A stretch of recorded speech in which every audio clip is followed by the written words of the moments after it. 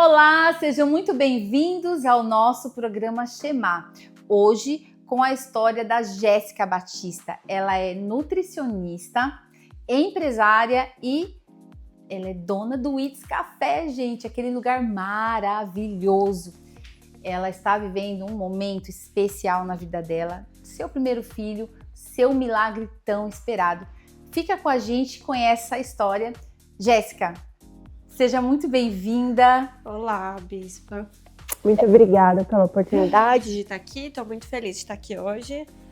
É um prazer para nós te receber. O prazer é meu, com certeza. E conhecer a tua história, porque eu tenho certeza, tem muita coisa para a gente conversar hoje. Ah, muita coisa.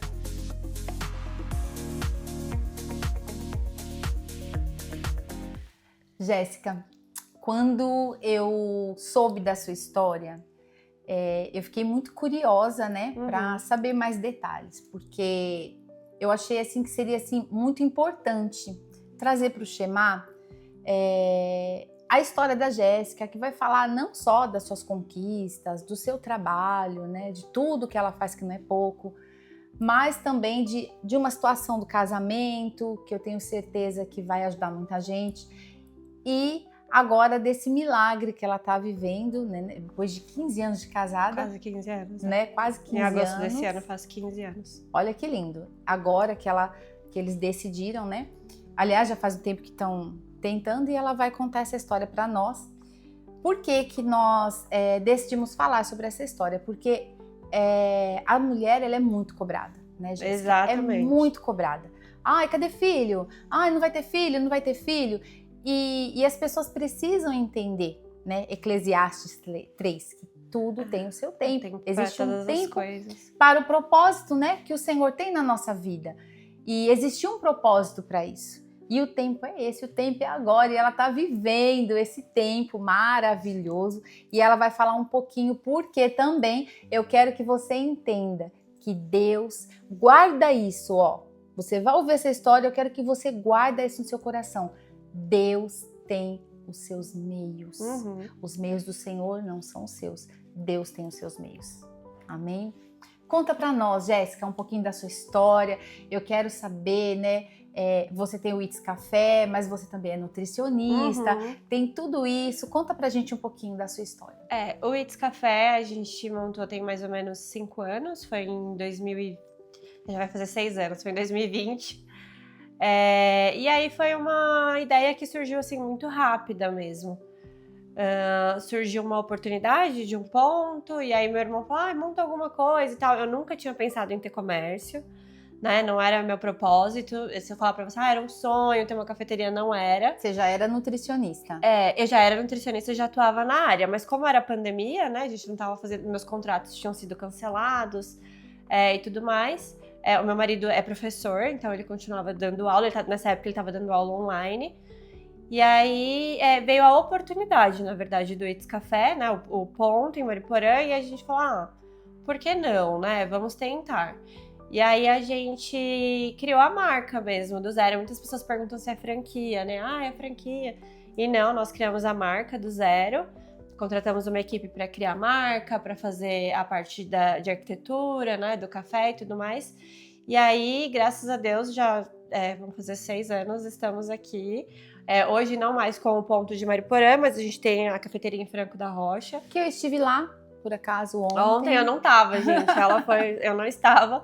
Mas, graças a Deus, assim, a gente vê realmente a mão de Deus em tudo. Para quem tem comércio, não desista. Os 5 primeiros anos são os mais difíceis. Por que It's? Porque It's, na verdade, assim, não tem nenhum significado específico, mas a gente queria um nome curto. Eu era um pouco contra o nome em inglês.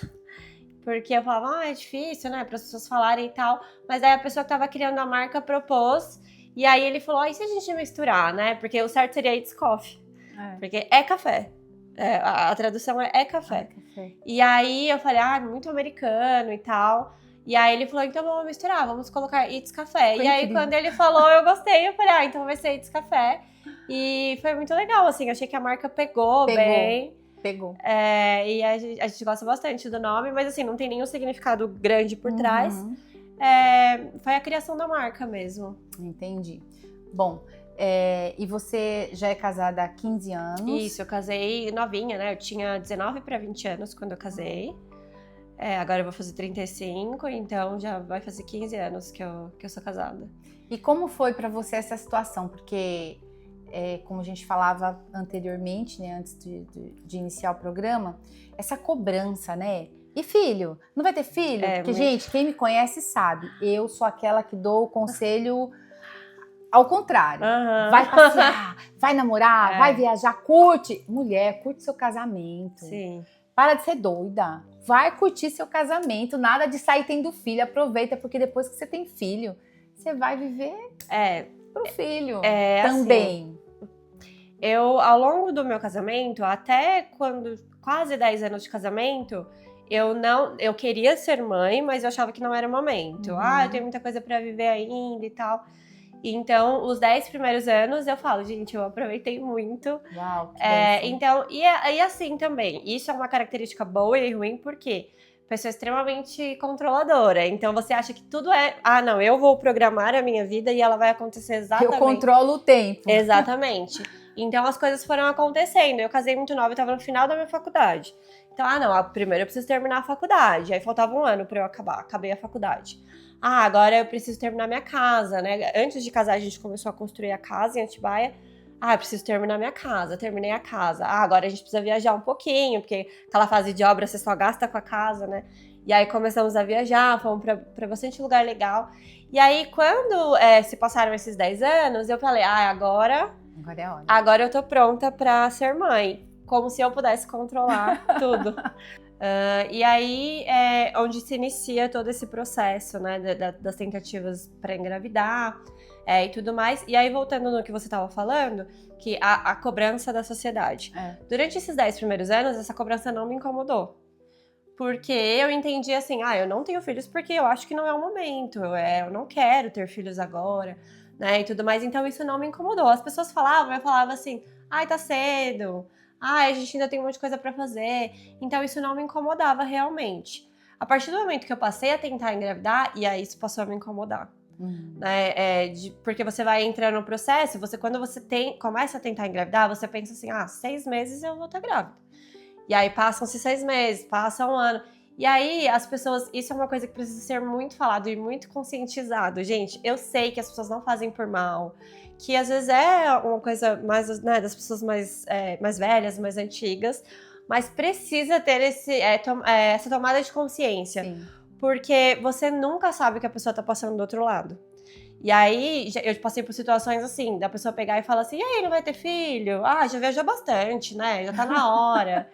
E aí eu respirava e falava, estão vendo, estamos tentando. Nem sabe o que a pessoa tá passando. Eu tenho amigas que, tipo assim, passaram por 3 abortos. E aí imagina você chegar pra uma pessoa que passou por um aborto na semana anterior e falar, tá na hora, né? Você precisa ter filho. Você então, nem sabe o que ela tá passando, criatura. Então, assim, isso é muito complicado de você cobrar. As mulheres, quando você tá nessa fase, tem a fase que você não quer e às vezes também você fica, gente, eu não quero, sabe? Você precisa respeitar. Tem a fase que você está tentando e aí você começa o que aconteceu comigo, você começa a fugir de alguns lugares. Então, assim, chá de bebê era um terror pra mim. Porque o assunto é ter filhos. Então, todo mundo olhava pra mim e falava assim, nossa, mas você tá casada há muito mais tempo que ela. Você não pensa em ter filho? Então, quando eu era convidada pro chá de bebê, eu falava, eu não quero ir. Não porque me afetava o fato da pessoa estar grávida, mas porque eu sabia que eu ia ser bombardeada de perguntas. Um momento desagradável no lugar de ser um momento de comunhão, né? Exatamente. Então, assim, isso é uma coisa importante da gente falar. As pessoas precisam ter esse nível de consciência, que isso é uma coisa que não se pergunta, sabe? Tipo, mas você não vai ter filho? Você não quer ter filho? Mas você não acha que tá na hora?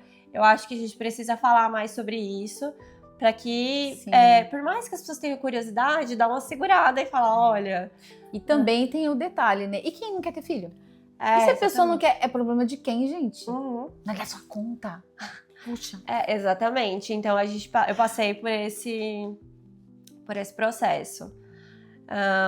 E aí, passou 6 meses. Quando eu decidi engravidar, foi acho que no final de 2019, quase 2020. Foi um ano que a gente viajou bastante e tal. Então eu falei, me senti, agora eu tô pronta, agora eu vou ter filho. Passei com a médica falou, olha, tudo certinho, tá liberada. 6 meses você vai engravidar. Saí de lá fazendo meu plano. A gente começa a ver quartos, já começa a ver tudo. E aí eu falei, então tá bom. Passou 6 meses, eu não engravidei. Voltei com a médica e falei, olha, eu não engravidei. Não, até 1 ano é normal. Isso é também uma coisa que eu gostaria de falar. Gente, investigue. Sabe, essa coisa de, até 1 ano é normal. É só você relaxar que acontece, porque você tá muito ansiosa. Se você sente que o médico ele não tá dando devida atenção aos seus sintomas, ao seu problema, precisa trocar, Troca de médico, né? E aí a médica, não, mas tá normal. Eu falei, não tá normal. Aí começou a minha saga. Procurando outros médicos. Então, assim, eu passei por tudo que você pode imaginar. Aí eu descobri uma endometriose, que até então eu era sintomática. Mas a médica que me atendeu, na época, falou, olha, você tem uma endometriose, é um grau leve, não acho que isso vai te atrapalhar de engravidar. Segue sua vida normal. E aí, isso, como nutricionista, é uma coisa que eu gostaria de falar. Pra quem tem endometriose, pra quem tem doença autoimune, doença inflamatória, estilo de vida é tudo. Então, eu acho que se lá atrás, nessa época, eu já tivesse entrado com uma dieta anti-inflamatória, sabe? Já tivesse mudado o meu estilo de vida, eu já me alimentava muito bem e tudo mais, mas não era focado nisso. Certo. Então, se eu tivesse feito isso, então eu segui por mais 1 ano, 1 ano e meio. E aí foi quando a minha endometriose piorou um pouco. Quando eu retomei, aí eu já tava com umas aderências maiores e tudo mais. Mas ainda assim, os médicos falavam, eu não acredito que seja por isso que você não engravide. E aí, esse processo todo, aí eu passei em médicos que queriam me fazer cirurgia, tipo, caríssimas, que era puramente comercial. Sabe, de eu chegar, levar os exames, a consulta durar 10 minutos e ela falou, olha, você precisa fazer uma cirurgia, eu preciso de um especialista tal, então sua cirurgia vai custar tanto. Meu Deus. Eu só opero no Hospital X, minha mãe tava comigo nessa consulta e ela falou, tá, tudo bem, a gente vai dar um jeito, a gente vai pagar. Eu falei, irmão, calma.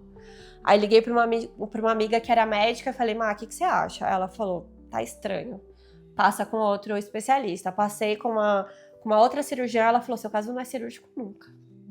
Então, assim, eu quase me submeti a uma cirurgia sem necessidade. Desnecessária. Você não sabia nem se ia dar certo, o que ia acontecer depois. Exatamente. Então, e aí nesse processo eu fui passando por diversos médicos, cada um falava uma coisa. E aí chegou o momento desses 5 anos, assim, quando eu tava com uns 4 anos, 3 anos e meio, que eu fiz um acordo com Deus. Eu falei, Deus, eu aceitei. Se eu não for mãe, tá tudo bem. Controle é seu, tudo bem. Se eu não for mãe, tá tudo bem. E aí, isso é uma coisa também muito importante de dizer. Quando você tá esperando, você tá nesse processo, só quem é mulher sabe, tipo, como é difícil, como... Mas, tem uma coisa que eu gosto de falar, espere vivendo, não espere esperando. Sim. Porque a gente começa a colocar o foco de tudo naquilo. Parece que você não tem mais contentamento em nada, sabe? Nada. Porque você olha e fala, mas eu não tenho filho. Mas porque se eu tivesse um filho... E aí você deixa de perceber tudo de bom que tá acontecendo na sua vida. Deixa de desfrutar todas as outras coisas que o Senhor te proporciona. Exatamente. E aí chegou um momento que eu cheguei pro meu marido e falei assim, olha, se a gente não tiver... E ele sempre foi muito tranquilo em relação a isso. Ele falava, eu sou feliz sem ser pai e serei feliz sendo pai. Se a gente não for, pra mim tá tudo bem. E aí eu cheguei pra ele e falei, olha, se a gente não tiver filhos, tá tudo bem, porque a gente só não tem um filho. Sim. A gente tem todo o resto, sabe? A gente tem Cristo, que tudo, é o principal. Né? Então, assim, tá tudo bem, a gente só não tem um filho. E aí ele falou, é isso. E aí eu fiz um acordo com Deus e falei, tá tudo bem, sabe? Se eu não for mãe, tá tudo bem. Só que daí eu tinha aquela coisa assim, eu preciso fazer a minha parte. Uhum. Porque eu tinha muito medo de chegar daqui 10 anos e falar assim, e se eu tivesse tentado? Sim. E se eu tivesse feito? E aí, ao longo aí eu volto na questão do controle, né? Então eu achava assim, eu vou engravidar aos 30 anos. Era a minha meta de vida, aos 30 eu vou ser mãe. E não aconteceu. Eu acho que uma das partes que mais me pegou é quando você recebe... Uma das médicas que eu passei, ela pegou e olhou um exame que eu tinha feito e falava... O exame estava perfeito. Ela olhou o exame e falou assim, o laudo não corresponde com a imagem. Você tem um problema nas trompas e você só vai engravidar através de fertilização. Olha. E só. E ela não falou pra mim, olha, eu conheço uma clínica, eu vou te indicar, ela só falou isso. E aí meu marido falou assim, mas assim, a possibilidade é quanto? Ela falou, pra eu não te falar 0 é 5%. E aí, ali eu desabei. E aí foi quando eu tive a sensação de falta de controle. Isso não depende de mim, sabe? Porque você tá acostumado a sempre, não, eu vou, eu faço, eu consigo. 100%, eu né? dou um jeito, eu dou um jeito, sabe? Não, eu falei que eu ia fazer tal coisa em tal tempo, eu fiz. E aí, quando eu cheguei naquele momento que eu me deparei que talvez eu nunca seja mãe. E não tá no meu controle, não tem nada que... porque, tem a fertilização, mas pode dar errado. Então, aí ali eu levei um choque. Eu acho que foi o não, sabe? A negativa. Quando bateu assim em mim, eu falei, eu não controlo isso. Sim. Talvez eu não consiga. E então, aí isso eu demorei um tempo, assim, pra processar. Pra assimilar, pra processar. E aí é que eu falei, e tinha meses que eu esquecia e falava, tá tudo bem. Meses que eu retomava e passava com um médico diferente, aí, vamos tentar tal coisa, e não ia. Nesse processo todo, ao longo desses 5 anos, foi quando a gente passou a trabalhar junto, né? Eu e meu marido, ele veio trabalhar no café comigo, foi largando as aulas, a gente passou a trabalhar junto. E aí é onde vieram os conflitos. Eu tava acostumada a ter uma vida totalmente... Meu marido saía cedo de casa pra trabalhar e chegava à noite. E eu vivia a minha vida... a gente se via à noite e final de semana. E às vezes ele é atleta de judô. Então, às vezes, ele, em temporada de competição, ele emendava o trabalho com os treinos. Então, às vezes, nem durante a semana, ele chegava, eu tava dormindo, ele saía, eu tava dormindo. Então, eu tava muito acostumada, eu decidi, eu faço. E aí, quando a gente passou a trabalhar junto, aí foi um choque surreal, assim. Porque tinha que se ver todos os dias ali, né? Gente, olha, era a complicado. companhia que eu não tava acostumada, assim, tá ali junto. Ele é mais carinhoso, mais grudento, eu sou mais... Então, assim, foi esse choque. Foi a questão, que eu falei, de eu ser totalmente centralizadora. Então, eu tava acostumada a centralizar tudo em mim. Não, deixa que eu faço, eu resolvo e tal. E aí, quando eu vi mais alguém ali... eu tive... Deu ruim. Deu ruim. Eu tive muita dificuldade de soltar algumas coisas, de dividir as tarefas. A gente fazia inúmeras reuniões pra tentar definir, eu faço isso, você faz aquilo. Mas nunca dava em nada. Chegava na hora, você... deixa tudo comigo que deixa resolvo. tudo que eu faço. Ele, por sua vez, também tinha um pouco de dificuldade de aceitar algumas coisas que eu falava. Virou uma briga de ego. Na verdade. Tipo assim, tudo que o outro falava tava errado, tava ruim. Às vezes a gente não aceitava a opinião do outro por ego. Porque... talvez até imaginava, entendia que era o certo, mas... eu nunca esqueço quando a gente começou a brigar, porque ele queria uma máquina de sorvete e eu queria uma de torrar café, sabe? Pro café. E aí eu falava, não, porque a máquina de torrar café, ele falou, não. E a gente começou a brigar em relação àquilo. Então, assim, e aí, obviamente, isso começou a refletir no meu casamento, em casa, não tem como. Por mais que você, você não queira misturar as coisas, isso vai se misturando. Ele começou a se sentir extremamente diminuído. E aí eu também não entendia, porque eu falava, não, mas... Então, assim, foi um período muito complicado de adaptação. E aí foi quando a gente decidiu fazer o discipulado, né? Um aconselhamento pastoral. Uma paradinha. Olha só. Aquilo que eu sempre oriento vocês. Não espera dar muito ruim, não espera dar um divórcio para procurar um socorro. Não espere isso acontecer. Você tá vendo que tá dando ruim. A gente sabe, a gente entende, você tá vendo. Sabe, o que eu mais ministro hoje são casais que ficam medindo força. Sim. Aquele cabo de guerra, um puxa para um lado, outro puxa porque eu tenho razão, porque eu tenho razão. E fica assim, e isso destrói família, destrói ministério, destrói o relacionamento, enfim.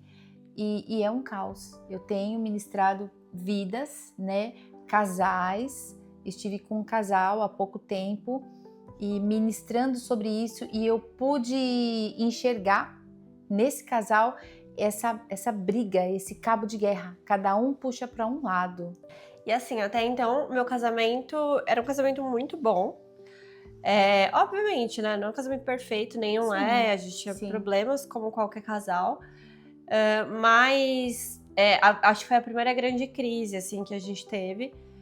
E a gente resolveu procurar o aconselhamento pastoral. Eu sou da Igreja Batista de Atibaia, da Piba. E, assim, hoje o meu marido, ele fala, eu sou muito fã do aconselhamento pastoral. Qualquer pessoa que venha falar, ele fala, procura o pastor, conversa com ele, né? E aí a gente passou por mais ou menos 8 meses de aconselhamento. Ele com o pastor, eu com a esposa dele, e aí às vezes a gente tinha o encontro nós 4, a gente foi acertando, e aí é muito importante que os dois estejam muito dispostos. Sim. Porque quando eu cheguei na primeira reunião, eu só falava assim, porque o Rogério isso, porque o Rogério aquilo, e aí eu acho que ela olhava pra mim e falava, coitada dessa moça, né? E coitado do marido, né? Porque as mulheres... E vou falar mais uma coisa, eu falei isso outro dia, e alguém me chamou e falou, como assim? Gente, de verdade, a cada 100 casais que se ministra, vamos colocar lá, sei lá, não lembro se foi esse número que eu falei na época, mas uns 90, mais ou menos, 95, o problema é a mulher. Me desculpem, meninas, mas a gente não gosta de dar o braço a torcer, a gente não quer falar que a gente está errada. E o primeiro passo para um casamento saudável é eu olhar para dentro de mim e ver quem eu sou. Que eu erro sim, que eu debato sim, eu preciso. Quando há esse reconhecimento, há toda a diferença, né, Jéssica? Sim, muda tudo, os seus muda olhos tudo. se abrem. Parece que estamos como aqueles discípulos indo para Emaús. Teve que sentar na mesa, o Senhor partiu o pão e cair as escamas dos olhos. É assim. Quando eu reconheço quem eu sou dentro do casamento, quem é o meu marido, quando eu paro de apontar o dedo para ele e começo a reconhecer quem eu sou, muda tudo, não é? E aí, naquele momento, existiam muitos erros, né, de ambas as partes. Ele estava reconhecendo os erros dele e eu... Só que eu não enxergava os meus, de alguma forma, porque naquele momento eu achava, não, eu tô certa. E aí, quando você vai entendendo, e aí a gente foi trabalhando no aconselhamento e tal, e aí muitas das coisas que eu falava, a esposa do pastor falava, não, tudo bem, eu tô anotando, eu vou conversar com o Davi pro Davi falar com ele. E aí tem até uma coisa que ele conta, né, que ele falava assim, quando a gente tá discutindo, eu esqueço, porque minha memória é curta, e eu não lembro de nada pra jogar na cara dela. E a memória dela é muito boa, então agora eu comecei a anotar no bloco de notas do meu celular. Aí o pastor falou assim, olha, você tá fazendo um diário de ódio, você não pode fazer isso. E ele falou, não, porque eu sempre perco, porque eu esqueço, minha memória é curta e tudo mais. E aí, assim... Eu na vida, gente. Você esquece? Tudo. Se você falar um montão de coisa pra mim, depois você me encontra, oi, bispa, tudo bem? Oi, querida. Ah, não, eu não nem esqueço. Nem lembro. Eu não esqueço e eu não ajo por impulso, né? Então eu processo muito tempo aquilo, sabe? E na hora certa eu falo. Na hora certa, só que não, porque não existe essa hora. E aí, enfim, então a gente passou... E aí o que eu enxergo? Se eu tivesse engravidado como eu planejei, como eu queria aos 30, o meu casamento não seria como ele é hoje. Sim, com certeza.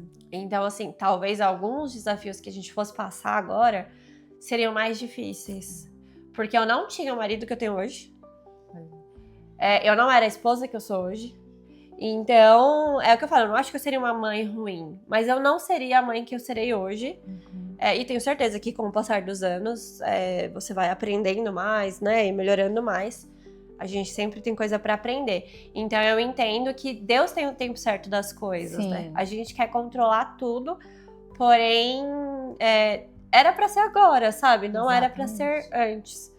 E aí, isso foi em 2024, mais ou menos. Quando foi em 2025, eu falei, olha, eu já vou fazer quase... Eu já tava pra fazer 34 anos, né? Depois dos 35 fica um pouco mais difícil. E eu falei, bom, eu preciso fazer alguma coisa agora. E aí eu fiz um acordo com Deus. Eu vou fazer a minha parte, porque é o que eu falo, se você tem um problema de saúde, uma diabetes, um câncer, você vai fazer um tratamento. Sim. E aí, e foi o que a senhora falou, Deus usa diversos meios. Exatamente. Pra operar milagres, né? Isso me chamou muita atenção. Esse ponto me chamou muita atenção, porque nós queremos viver um milagre. Quem não quer viver um milagre, né? Eu tenho câncer, Senhor, me cura. Deus curou. Senhor, não consigo andar, e eis que estou andando. Senhor, não consigo engravidar, de repente estou grávida. Só que qual é o método de Deus?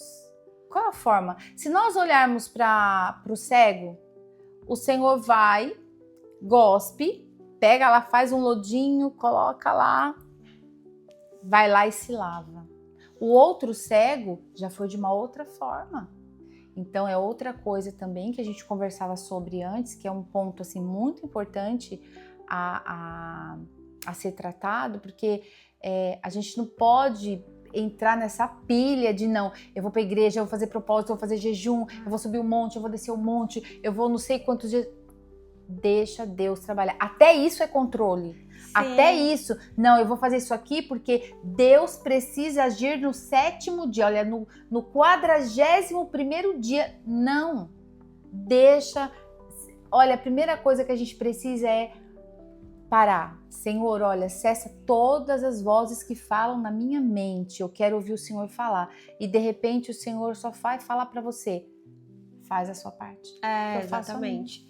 E eu acho que sobre isso é importante falar, Sim. que quando a gente condiciona a nossa fé ao milagre. Exatamente. Quando a gente condiciona, porque se Deus me der, talvez Deus não dê, né? Sim. E você precisa estar muito preparado para isso. Para os nãos de Deus. Para os nãos de Deus. E aí, quando eu comecei esse processo, eu já tinha falado que eu fiz um acordo com Deus, talvez eu não seja mãe, tá tudo bem. Eu ainda brincava que eu falava assim, eu vou aproveitar toda a parte boa de não ser mãe, sabe? Porque também tem a parte pesada da maternidade, né? Então, tá tudo bem se Deus não me der. E é você não condicionar a sua fé ao que Deus pode te dar. Porque talvez Ele não dê e você não vai entender o porquê. Sim. Às vezes você não vai entender. Uma vez eu tava assistindo, eu acho que o testemunho, se eu não me engano, é da Rebecca Nemer, que uma vez ela chegou pro marido dela e falou assim, nossa, talvez eu nunca seja mãe, né? E aí ele falou, tem gente que nunca, tanta coisa. Tem gente que nunca vai andar. Tem gente que nunca vai enxergar. Tem gente que nunca vai entrar num avião pra viajar. Sim. Tem gente que... E você faz tudo isso. E tá tudo bem. Então, assim, a gente tem que entender que às vezes existem alguns nãos, né? De Deus pra nós. E aí eu comecei a me preparar que, talvez não aconteça e tudo bem. Óbvio, existem fases e fases. Tem fases que você fala, meu Deus, por quê? Mas tem... Não é fácil assim, tá, gente? Exatamente. A gente fala assim, mas esse tempo de maturidade ele precisa existir. Por isso, agora. Porque ela precisava de estar madura emocionalmente, espiritualmente, para entender esse processo, né? E aí, ao mesmo tempo também, e você não deixar de orar, né? Sim, claro. Tem uma história muito interessante nesses anos todos, que eu não sabia, fui saber quando eu anunciei a gravidez pra minha mãe, que uma vez ela entrou numa loja, na Renner, não sei, e ela viu um body, e aí ela falou, não, eu vou comprar esse body, e... Não, ela pegou e falou que Deus incomodou ela, e falou, não, eu vou comprar esse body e vou orar. E aí, depois ela falou, que besteira, eu não vou comprar, não. Ela foi sair da loja e falou, não, eu vou pegar o body. Aí ela voltou, pegou o body, e durante 4 anos ela orou. Eu até me emociono. Naquele body. E aí, enfim, eu não sabia de nada disso. Quando chegou em 2025, eu peguei e falei, bom, preciso fazer alguma coisa. E aí, eu peguei e falei, bom, comecei a pesquisar sobre fertilização, que é uma coisa que a gente fala pouco ainda, principalmente no meio cristão, porque você fica condicionado de tipo assim, se você vai fazer uma fertilização, porque você não tem fé. Exatamente. Né? Que Deus vai... E a fertilização é um meio. Exatamente. Pra quem não sabe, é a fertilização in vitro, né? Onde você faz todo um processo em laboratório. E aí, então é muito delicado. Você não tem fé, se você orar, Deus vai fazer. Você não precisa passar por isso. E aí eu falei, olha, eu vou fazer no sentido de... Eu não quero que quando eu tiver com 40, 50, eu pensar, e se eu tivesse feito? Será que teria dado certo? Então, se eu fizer e não der certo, eu vou entender que é o não de Deus pra mim e vou seguir minha vida. E aí foi quando eu procurei, comecei a pesquisar algumas clínicas. Eu fiz o meu processo numa clínica em Jundiaí, que se chama Semear, com uma médica maravilhosa, a doutora Thaís Rotini. E quando eu tava escolhendo o médico, a clínica falou, olha, o nosso corpo clínico é esse, dá uma olhadinha e vê qual médico você quer passar por consulta pra conhecer. Eu entrei no Instagram dela e aí tinha um texto de um casal que tinha dado certo, e ela contando assim, que esse casal já tinha procurado ela alguns anos atrás, já tinha feito a fertilização e não tinha dado certo. E agora eles resolveram tentar mais uma vez, tinha dado certo, porque ela falava assim, a medicina, na legenda, né, da foto, a medicina, ela tem um limite e que existia uma coisa que não dependia dela, que era o sopro de vida. E aí, quando eu li aquilo, me impactou, que era justamente Forte. isso. Porque não importa o tratamento que você faça, o sopro de vida quem dá é Deus. E aí eu falei, eu quero essa médica. E aí marquei a consulta e fui. Isso foi em agosto de 2025, do ano passado. E aí eu tava preparada para ser um processo muito longo, tipo, 1 ano, né, e tal. Quando eu cheguei lá, a médica falou assim, olha, eu já fui com muitos exames desses 5 anos, então já levei todo o meu histórico. E aí, nesse processo todo, o que eu descobri? Que eu não engravidava não era por conta da endometriose. Eu tenho um problema genético que se chama de cinesia ciliar, que eu tenho um problema respiratório por conta disso, que eu já trato desde os 15 anos de idade. Tive fases muito difíceis desse tratamento, de ficar hospitalizado e voltar pra casa e tal. O meu irmão, com 20 anos, foi diagnosticado com o mesmo problema. Nossa. Então foi aí que a gente descobriu que era genético. Mas a médica sempre falava, o problema de vocês é genético. Eu falava assim, confirmar isso muda meu tratamento? Da parte respiratória? Não, não, pra quê, sabe? O tratamento é o mesmo, então seguimos. E aí foi quando eu comentei com a minha pneumologista, não tô conseguindo engravidar, ela falou, é o problema genético que eu te falei. Nossa. E o meu irmão, na época, também tava passando pelo mesmo processo, né, da esposa tentar engravidar e tal, e a gente chegou a essa conclusão. Aí, quando eu cheguei na clínica de fertilidade, que a médica olhou e falou, não acho que seja endometriose, é o problema genético. E aí eu falei, ok, então vamos tentar. E aí eu fui muito preparada, eu falei, bom, pode ser que não dê certo. Ela falou, olha, eu queria preparar vocês, porque pode ser que tem gente que só dá certo na 5ª tentativa e tudo mais. E eu falei, tá tudo bem. Foi um processo, assim, a fertilização, ela é um processo que custa muito psicologicamente, fisicamente e financeiramente. Então você tem que estar muito preparado. Mas eu fui muito, assim, pronta e eu falei, Deus, se for não, tá tudo bem. Aí comecei o processo em agosto. O processo consiste em 3 etapas, né? Você toma os hormônios, depois você faz a coleta de óvulos. Nesse dia da coleta eles fertilizam. E aí depois eles ficam um tempo congelados e você volta para fazer o que chama de transferência. Que é a TEC, né? Transferência de embrião congelado. Quando eu fiz a coleta de óvulos, eu tive, eu acho que 18 óvulos. E a médica falou, olha, existe uma coisa que se chama funil da FIV. Então, nem todos vão fertilizar. Provavelmente, com seu número de óvulos, você vai ter uns 5 ou 6 embriões. Eu falei, que ótimo, 5 chances, né? A gente vai fazer uma transferência por vez. E aí, no final, eu tive 14. Então, ela falou, nossa, tipo, quase todos fertilizaram. Já foi assim. E aí, aos poucos, o processo vai respirando um pouquinho, né? Você fala, então eu tenho 14 chances. Nós optamos por não fazer biópsia, né, nos embriões, que a biópsia você saberia ali se teria algum problema genético ou não. Então a gente optou por não biopsiar e falar, a gente quer o que Deus quiser pra nós, assim. Realmente pegou o controle e entregou na mão de Deus mesmo, né? Exatamente. Então, a biópsia ela serve pra você escolher o sexo do bebê, se você quiser antes, né? E pra saber se seria uma criança com síndrome de Down, alguma coisa do tipo, ou outras síndromes que são incompatíveis à vida, que é o que acaba resultando num aborto pós-fertilização. Então eu falei, não, isso a gente, eu e meu marido conversamos e falamos, isso a gente não quer fazer. Então, aí quando a gente foi fazer a primeira transferência, a médica falou, é o seguinte, a gente vai fazer 2 tentativas, se der errado você vai ter que fazer uma cirurgia nas trompas. E aí a gente para o processo, você faz a cirurgia, se recupera e volta, então eu falei, bom, tá bom. Quando eu cheguei lá pra fazer a transferência, foi no dia 14 de novembro do ano passado. Então, de agosto a novembro, foi muito rápido. E aí fizemos a primeira transferência, ela falou, olha, eu tô muito otimista, tá tudo certinho, os exames e tal. E aí, e eu assim, sabe, eu falo que a FIV, assim, você tem que confiar e ao mesmo tempo tá pronta, e meu marido tava bem mais otimista. Não, deu certo. Eu falava, calma. E aí, como que funciona? Você faz a transferência, 11 dias após você tá liberado para fazer o primeiro teste. É um teste de gravidez, normal. Você vai na farmácia, compra o teste e faz. E aí eu lembro que no 8º dia eu falei, eu não vou aguentar, vou fazer um teste. A ansiedade tava... E aí eu peguei e a gente tava lá no café, inclusive, lotado. A gente tava com funcionário a menos e eu falei, não, eu vou fazer esse teste agora. Aí meu marido falou, tá lotado, como que você vai sair? Eu falei, rapidinho, fui na farmácia e tal, enfim, fiz esse teste. Tem um vídeo até no meu Instagram, pra quem quiser ver, tipo, com as imagens desses capítulos. E aí foi quando deu positivo. Nossa. 8 dias depois. E aí tem todo um processo ainda, você faz os testes de sangue, espera pra ver se vai dobrar, os números. Depois você faz o primeiro ultrassom após 3 semanas. E ali eu, tipo, não falei pra ninguém, só minha mãe sabia do processo. No finalzinho, né? E eu falei, não vou falar.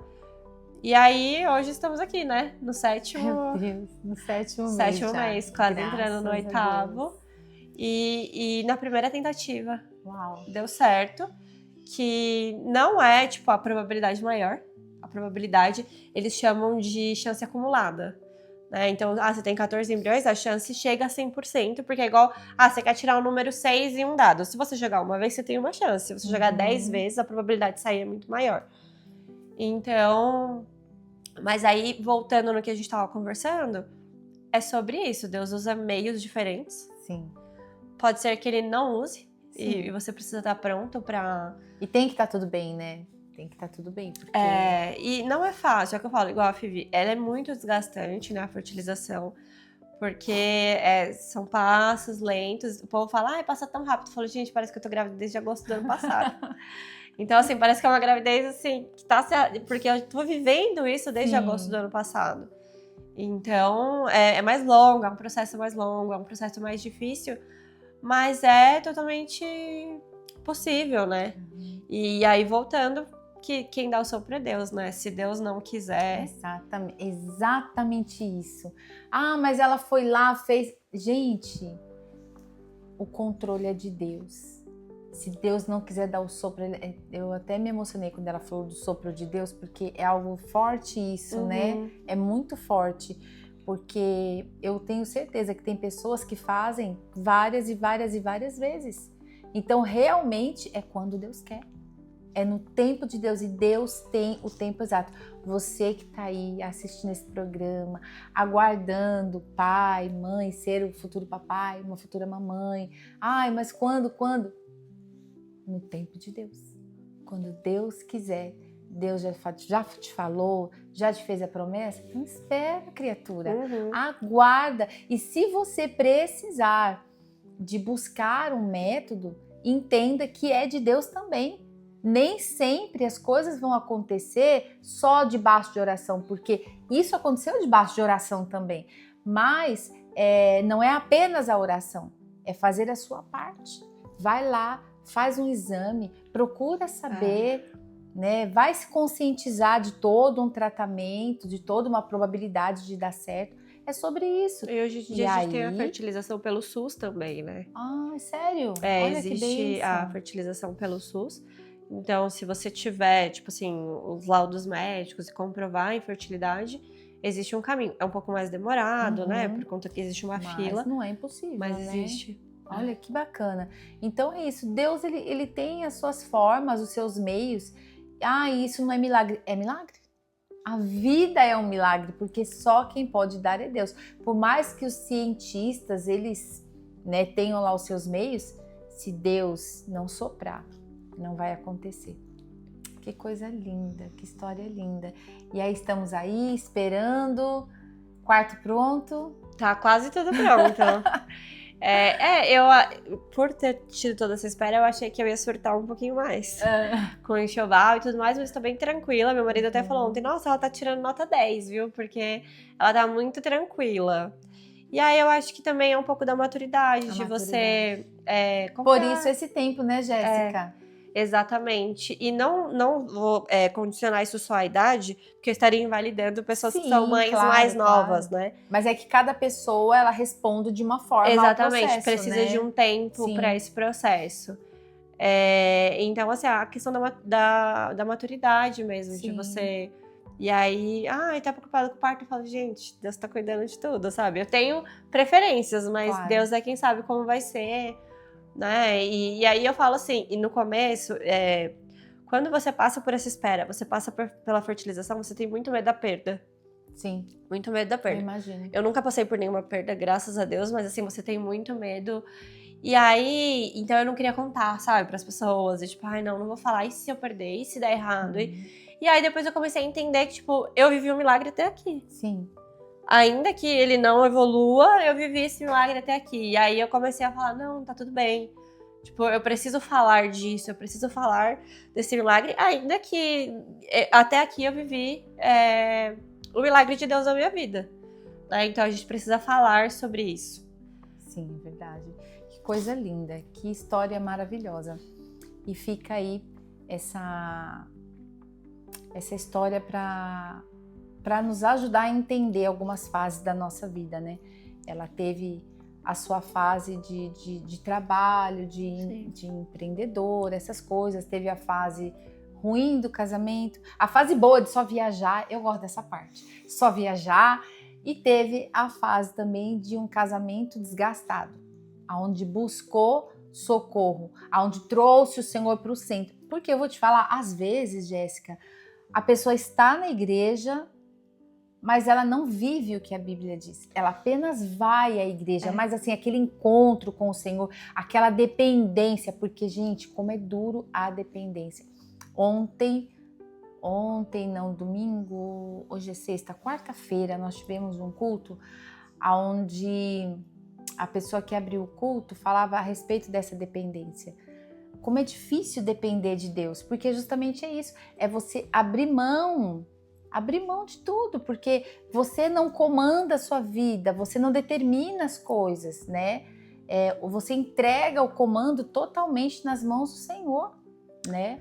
Solta o cabo aí, deixa na mão do Senhor esse leme e só vai. E essa é a parte difícil, você não controla. Difícil, e assim, o quanto, depois de tudo isso, é que eu falo, minha vida mudou, meu casamento mudou.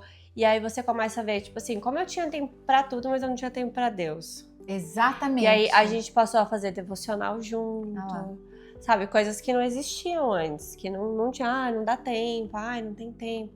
Então a gente mudou, sabe? De orar junto, fazer o devocional junto. Então isso é muito importante, né? Faz toda a diferença. Deus no centro faz toda a diferença. Bom, estamos aí chegando ao finalzinho do nosso programa Shema e nós vamos agora para aquela parte que eu sei que você gosta. Conhecer um pouquinho mais da Jéssica.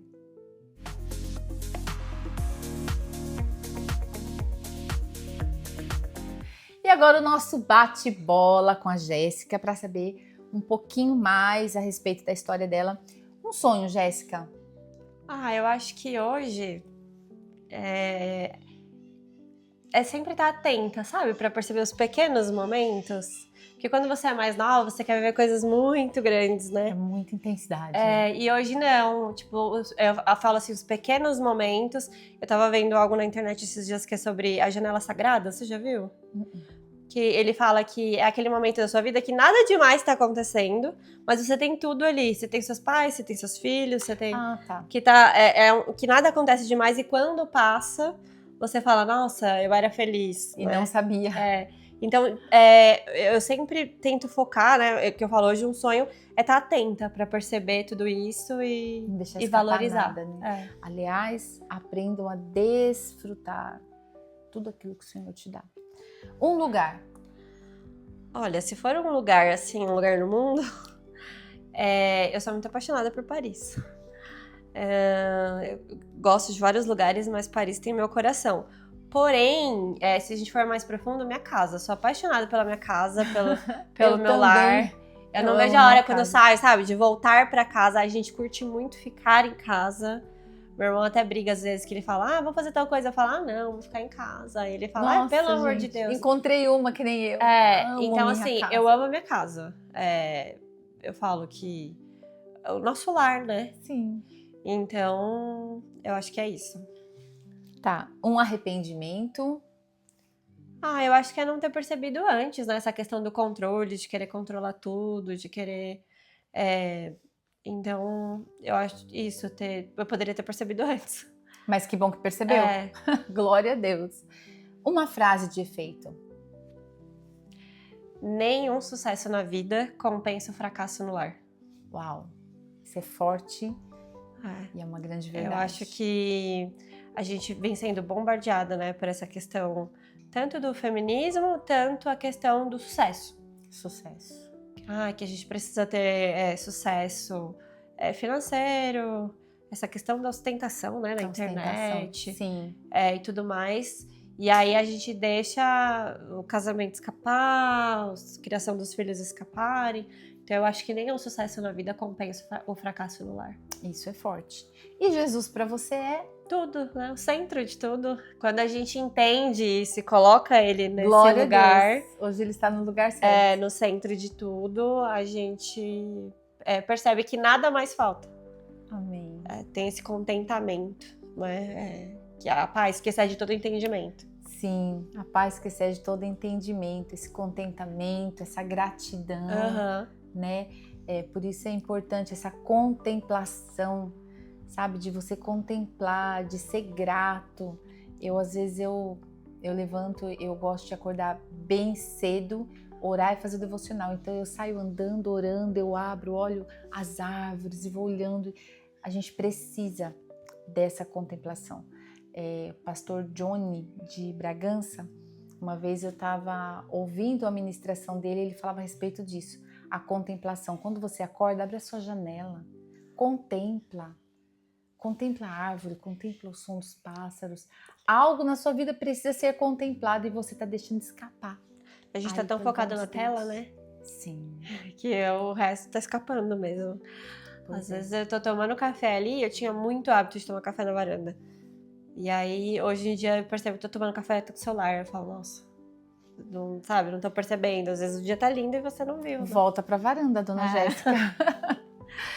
Ai, Jéssica, foi um prazer. Ai, que bom, também amei estar aqui. Foi um prazer, foi muito bom, uma história muito legal. Eu tenho certeza que vai alcançar muitos lares, muitos casamentos, muitas mulheres que precisam entregar o controle na mão de Deus, né? Como é tão mais leve, né, Jéssica? Com certeza. Sai um peso assim de nós quando a gente não controla. Gente, isso é em tudo. É na sua casa, no seu casamento, com seus filhos, com o seu ministério, no seu trabalho. Como é bom a gente entregar o controle e falar, Deus, só faz, Senhor, eu tô aqui. Como que vai ser o meu dia? Espírito Santo tá aqui a minha agenda, o que vamos fazer hoje? Então, é sobre isso, gente. Exatamente. Foi maravilhoso te receber. Que bom, também amei estar aqui. Nossa, muito obrigada pela oportunidade. Muito. Obrigada por ter esperado, já era pra ter vindo antes, eu com a agenda enrolada, mas muito obrigada. Viu? É o tempo, eu entendo. É o tempo, porque é empresária, agora mãe, esposa e nutricionista e tanta coisa. Então, assim, ela reservou esse tempinho para nós.